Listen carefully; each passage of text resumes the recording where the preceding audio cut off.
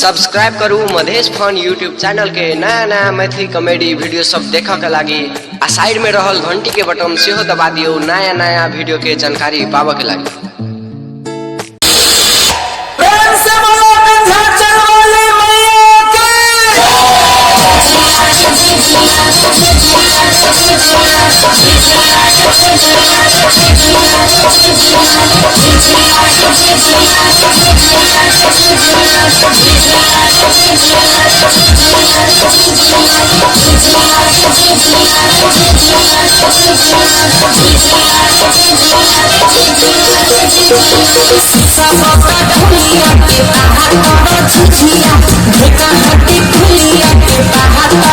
अच्छा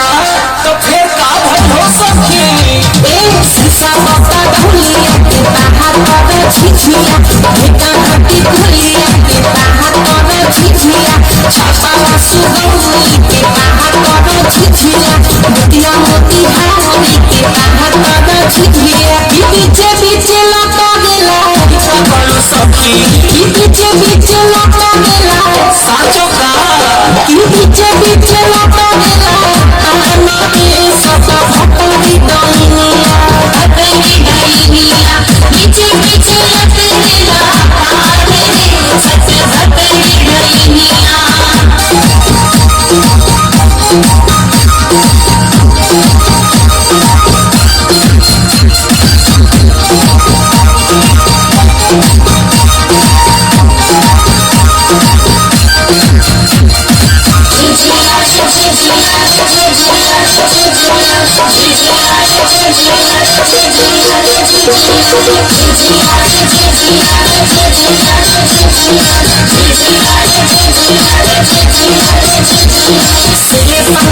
भैया हो झिझिया भैया भैया हो झिझिया भैया भैया हो झिझिया भैया से पनाची खेले भैया गुडुआ भैया भैया गुडुआ भैया भैया गुडुआ भैया के हो कालाली रवाई हले अरे कौन है हो कालाली रवाई हले दाता तेरे सब भटरी डोलिया भटरी डोलिया पीछे पीछे लग गेला आने रे सच भटरी डोलिया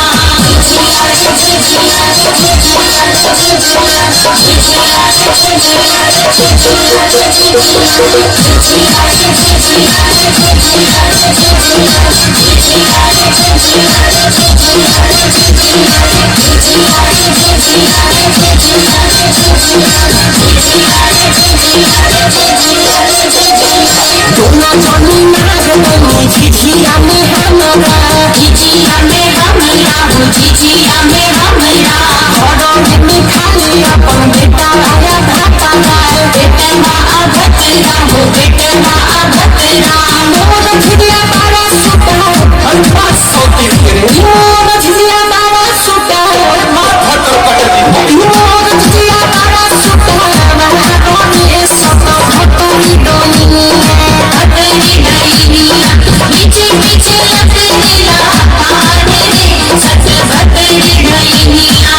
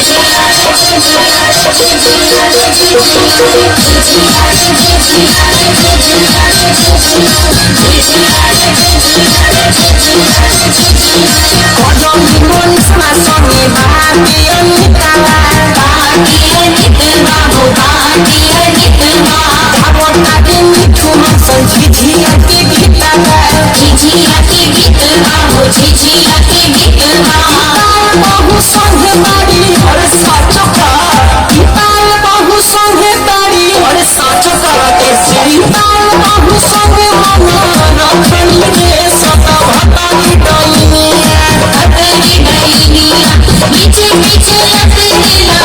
आने रे सच भटरी डोलिया पीछे पीछे लगा गेला के हो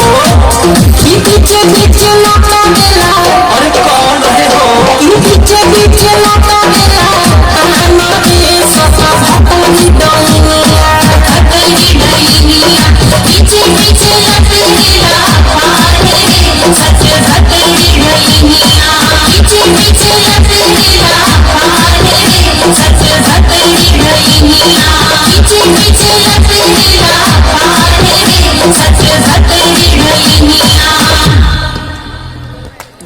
धन्यवाद दर्शकों।